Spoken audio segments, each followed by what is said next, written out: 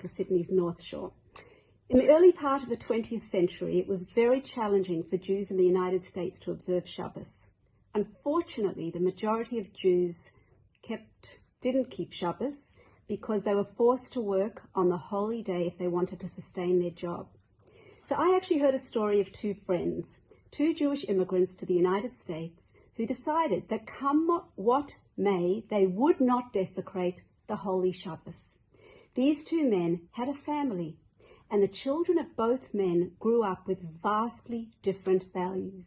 One had children who were Torah observant, and the other man's children unfortunately abandoned the faith.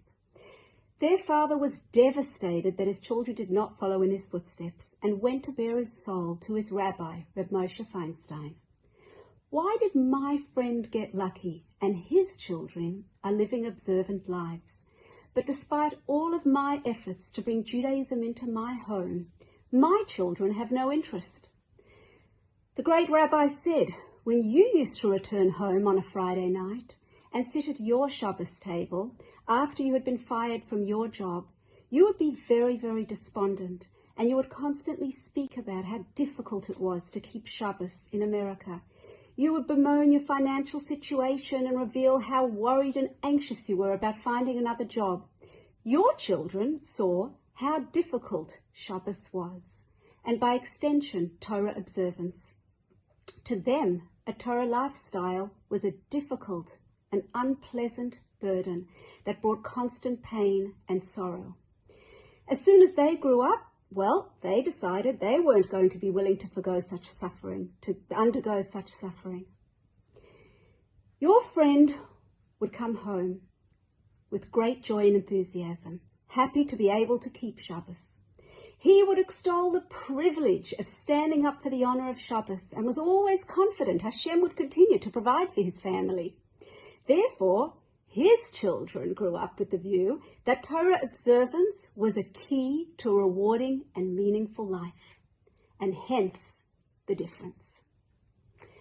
Today I would like to focus on Simcha Shel Mitzvah, the joy we should have when we perform mitzvot and live a Torah life, and how this relates to the upcoming festival of Shavuot.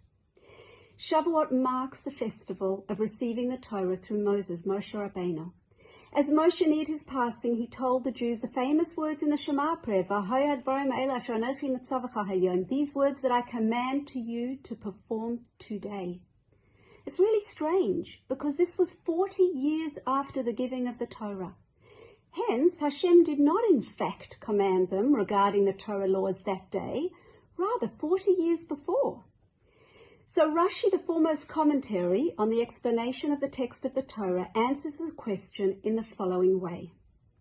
The reason why Moshe says today is because he is telling the people when you do mitzvot, you should do so with a perspective that today is the first time you were given them, with a fresh and new outlook and feeling.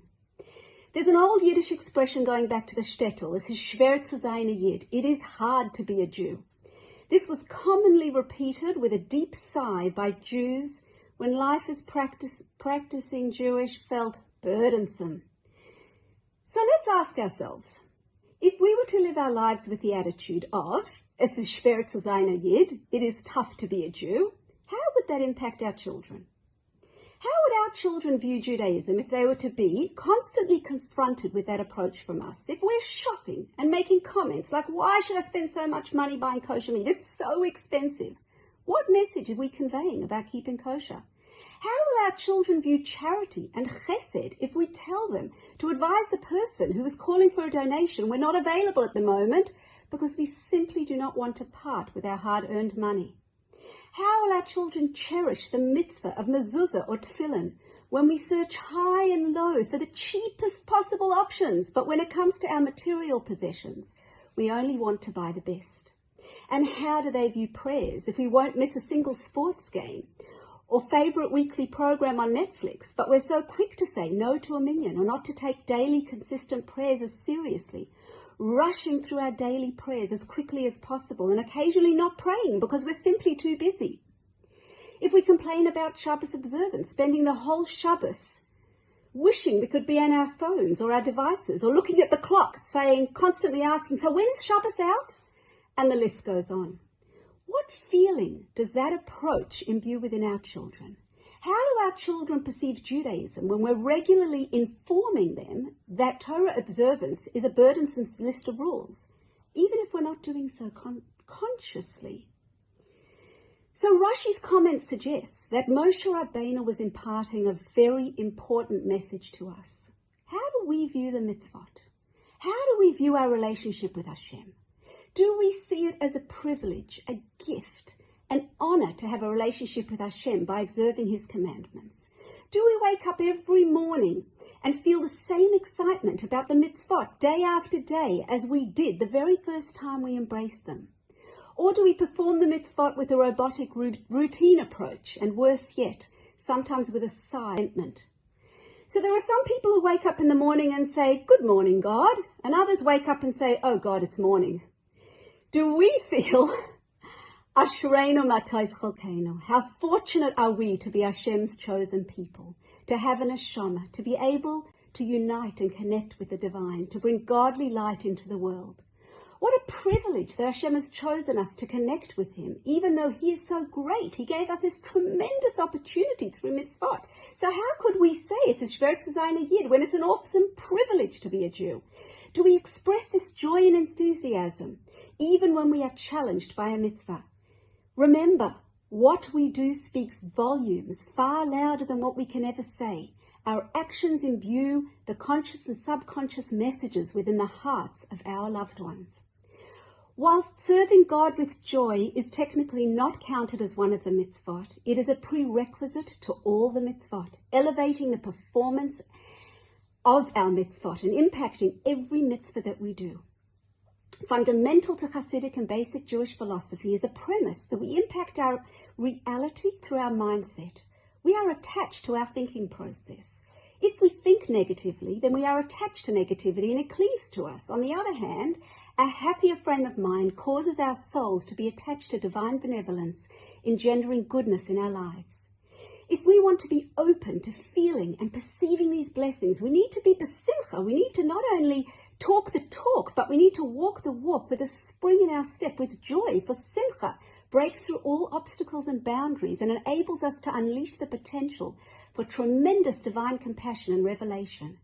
And don't we all want to be the beneficiaries of one of the most desired blessings, the nachas of knowing that our children are committed to following a Torah path, committed to Torah values? And this is, for the most part, up to us.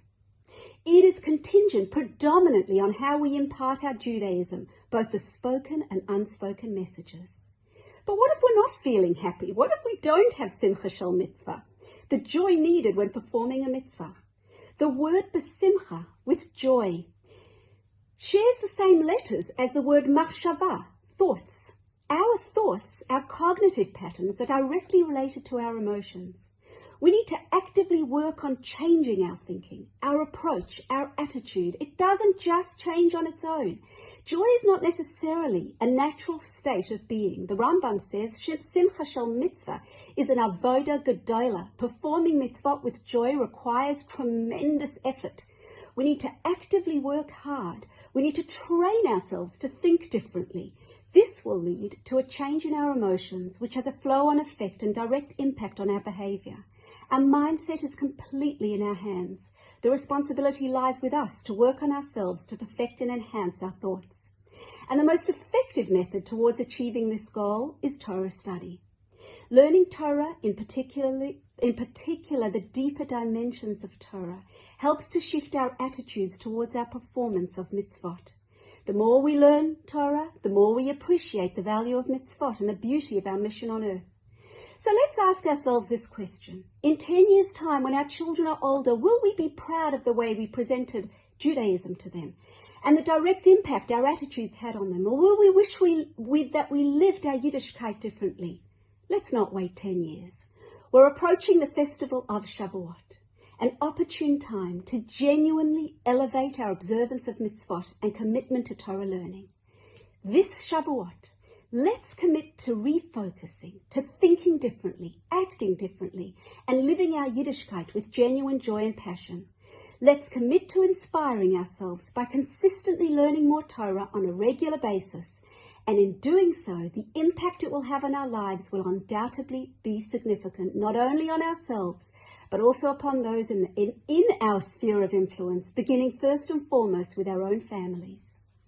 I would like to take this opportunity to wish you all a Chag Sameach, a beautiful Yom Tov. May we all be Zocha, worthy to receive and internalize the Torah this year with joy, with a spring in our step, and may our collective joy as Klal Yisrael generate the ultimate joy we will all experience with the imminent arrival of Mashiach. Thank you for joining me.